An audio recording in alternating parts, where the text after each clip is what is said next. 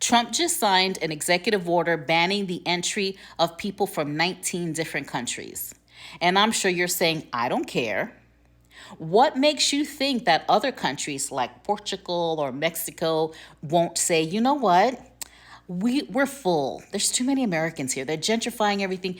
You can't come here, American.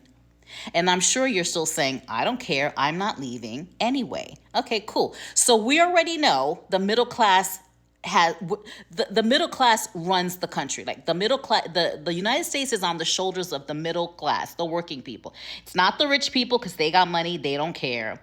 And it's not the poor people because they got their hand out and they're getting Section 8 and food stamps and all the free shit that the middle class is paying for. You follow me? Okay, so everything is sky high. So now we got the big, beautiful bill that Elon is melting down on X right now about because the EV mandates were not put in the bill. And he's mad because he didn't get to see it. He's not a government official. Why would he have seen it? But anyway, what's going to happen? Because everyone's upset about this bill. It's going to drive the deficit through the roof. Grandkids, great-grandkids, they're going to be paying for that forever. Or the big, beautiful bill doesn't go through and they're going to raise taxes. Whose taxes do you think they're going to raise? Yours. So when you really decide, I actually want seeds in my watermelon this summer. I don't really want to keep paying for a house I already bought. I don't want to keep paying for a car that I already paid for. When you really let it sink in, you're probably going to say, you know what, let's just get out of here. Take your family, move away. But you're not going to be able to. You know why? Couple reasons. You probably won't be able to afford paying for all those passports because passports are almost $200 each now. They were $95 when I was 20. So yeah, so now you got a whole family you got to buy passports for. And maybe you have passports already. Good for you. So now you have to go figure out what country you're going to move to. Portugal, Mexico, wherever it is. But before you can get a visa, a long stay visa, you have to have a place to live, an address. So that means you have to, in Portugal, you have to rent something for a year minimum. Same thing in France, you have to have somewhere to stay. So you'll probably have to rent an Airbnb. You got money to pay for that? And then you're going to have to pay for all the visas because the visa is not just, everyone has to have their own visa. And then you have to have international health insurance so that when you get to the country, you can show you can pay for yourself if you get sick. That's mandatory every country. Minimum 30 grand that you have to have in health insurance. So when you decide that you no longer want to F around and find out, are you going to be able to afford to leave? Because like I said, one or two things could be the case. That country might say, yeah, y'all can't come here. We're full. Or when you decide you really want to get out, you're not going to be able to afford to save to get out. So then you're going to be stuck.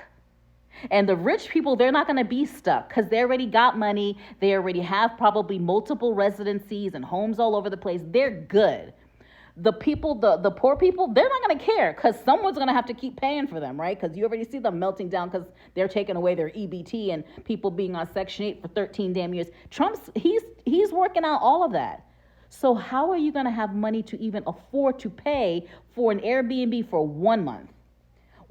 Let alone the visas and the passports and the airplane tickets. Like, you're going to wait until the last minute when one of those two things are going to be the case. You're not going to be able to leave because you can't afford to leave, or the country you want to go to is not letting in Americans anymore. There's movies like that. And then you're going to be stuck here. So if you think you're stuck now and everyone's complaining about the big, beautiful bill and Trump is this and Trump is that, and you're focused on the wrong thing because you know how they roll. When Trump's not the president anymore and the next guy comes in, and I can bet you it ain't going to be a Republican because the Democrats are not going to let that happen again, then that president's going to go in and undo every single thing that Trump did. It's not going to, this is like a vicious cycle. Why are you still thinking that something's going to be different? It's not. That's why I left.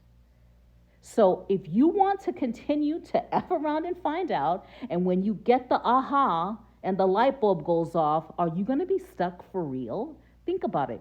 Let me know in the comments. Have you thought about this? Or are you so numb and has so many people normalized this that you're okay with it? Because by the time you retire, you're going to be good with $1,900 a month if there's still Social Security. Because look at what they did with all the American taxpayer dollars that we just found out from Doge. You think they're not still going to do that? Think about it. Let me know down in the comments.